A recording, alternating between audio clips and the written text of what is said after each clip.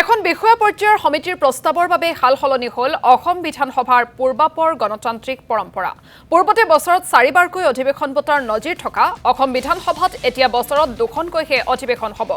কাৰ্য পৰিচালনা বিধি অসাৰ প্ৰতিপন্ন কৰি বিধানসভাৰ অধিৱেশনৰ দিন ৰহস্যজনকভাৱে হ্ৰাস কৰিলে অধ্যক্ষই।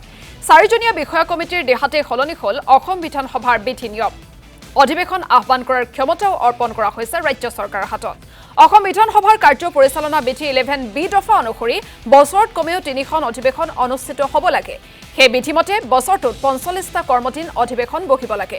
বিধানসভাৰ অধ্যক্ষ বিশ্বজিৎ দৈমাৰীয়ে গঠন কৰি দিয়া এই সমিতিত আছিল বিধানসভাৰ সচিব দুলাল পেগু, ৰাজীৱ ভট্টাচাৰ্য, ইন্দ্ৰজিৎ মজুমদাৰ আৰু প্ৰদীপ সন্দিকৈ। এই সমিতিৰ পৰামৰ্শ অনুসৰি বিধানসভাৰ অধ্যক্ষই পূৰ্ব গণতান্ত্ৰিক পৰম্পৰা ভংগ কৰিবলৈ ওলোৱাত সৃষ্টি হৈছে তীব্ৰ প্ৰতিক্ৰিয়াৰ। বছৰটো দুবাৰ কৰিবৰ কাৰণে লোৱাৰ যিটো সিদ্ধান্ত, এইটো অকল চৰকাৰক বচাবলৈ কৰা সিদ্ধান্ত নহয়, এইটোৱে গণতান্ত্ৰিক ব্যৱস্থাটোৰ ওপৰত মৌলিক আক্ৰমণ এটা হ'ব। আজি চৰকাৰখন সদায় কি কাম কৰিছে তাৰ কাৰণে জবাবদিহি হয় আমাৰ বিধানসভাৰ অধিৱেশনবিলাকত। এতিয়া আমাৰ মুখবিলাক বন্ধ কৰিবৰ কাৰণে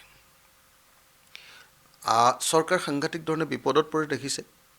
হিমন্ত বিশ্ব শৰ্মা একেবাৰে অস্বস্তিত পৰে। গতিকে হিমন্ত বিশ্ব শৰ্মাক বচাবৰ কাৰণেই নিশ্চয় অধ্যক্ষ ডাঙৰীয়াই এই কামটো কৰিব খুজিছে। অধ্যক্ষ ডাঙৰীয়াই এই কথাটো বুজা দৰকাৰ যে হিমন্ত বিশ্ব শৰ্মা বা বিজেপি চৰকাৰক সহযোগিতা কৰিবলৈ গৈ তেওঁ গোটেই ব্যৱস্থাটোক তেওঁ ধ্বংস কৰি গণতান্ত্ৰিক ব্যৱস্থাটোক তেওঁ ধ্বংস কৰি থৈ যাব নোৱাৰে। বিধানসভাৰ অধিৱেশনৰ যিটো 4টা কাৰ্যকাল বা 3টা কাৰ্যকাল মিনিমাম হ'ব লাগে, সেইটোক 2টালৈ আনিবৰ কাৰণে কৰা কচৰত এইটো গণতন্ত্ৰৰ ওপৰত মৌলিক এটা আক্ৰমণ।